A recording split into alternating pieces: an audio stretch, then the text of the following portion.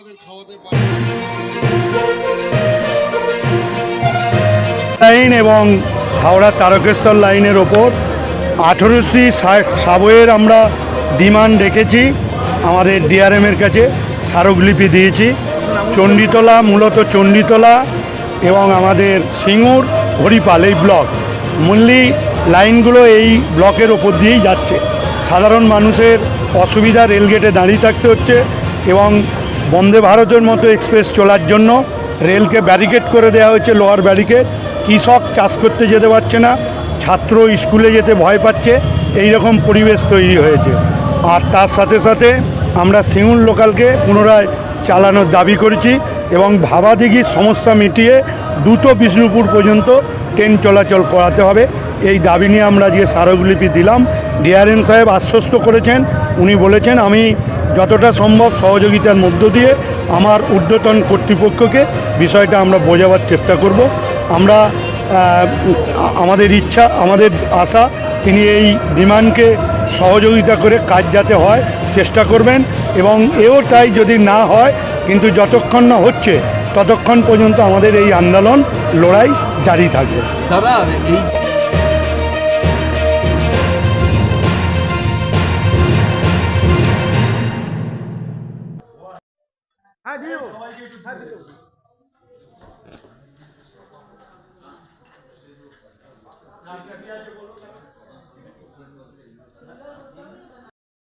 তৃণমূল কংগ্রেস, মমতা ব্যানার্জি অবিলম্বে 18টি জায়গায় rail subway করতে হবে।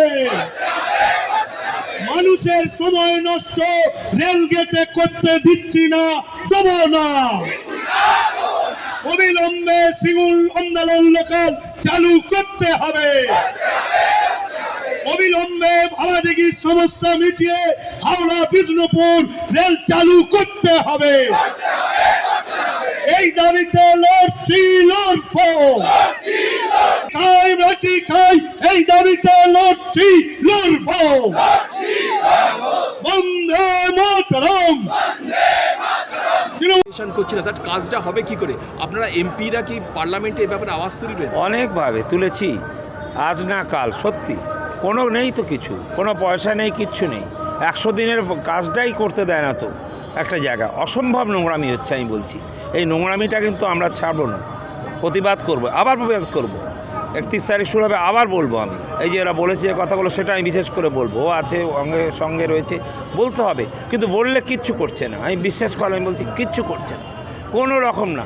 একটা আমি চেয়েছিলাম যে একটা জাস্ট মানুষটা অসুবিধায় পড়ে গেছে, সেই জায়গায় বাঁশকাড়ার ওই জায়গাটায় আমি 7 বছর ধরে মন্ত্রীকে বলছি, হ্যাঁ কার দেগা। লাস্ট টাইম বললাম আমাকে ওই জমিটা দিন, আমি কেটে দেবো, একটা অ্যাম্বুলেন্স যাবে কমপক্ষে। হ্যাঁ ঠিক আছে প্রসূনজি, একদম মিথ্যা কথা চলছে। আর কেন আমাদের করছে না, কেন মমতা দিয়ে এমন লড়াই করেছে যে হেরে ছুড়ে চলে যাচ্ছে, তো এই সুযোগ পাচ্ছে না। আর সব এই যাবো তো আমরা, আমাদের বললেই বেট যা আবার বসিয়ে দেবে আমাদের কথা বললেই। এটা ভয়াবহ নোংরামি চলছে, এটা মানা যাচ্ছে না। এবারেও কি রেল বাজেটের আগে মন্ত্রীর কাছে অ্যাপ্রোচ করবেন আপনারা? অবশ্যই করবো। এই তো আমরা 31 তারিখ তো আমরা করবো, সবাই মিলে। ও আছে, আমরা সবাই মিলে করবো, একদম। ও আমরা চালাবো, কোনো